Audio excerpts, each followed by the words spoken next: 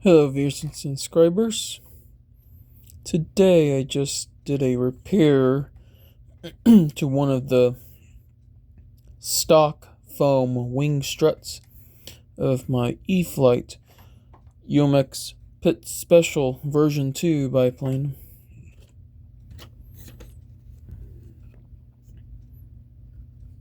So you can see here this wing strut broke before, and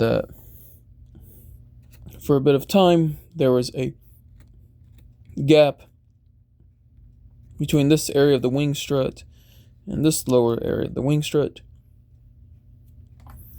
and I used 5-minute epoxy to repair this wing strut. So I got some of the epoxy in between the gap lines, and as well to the sides as well. And I also got some epoxy to the other end or so of the strut, especially on the crack lines. But yeah.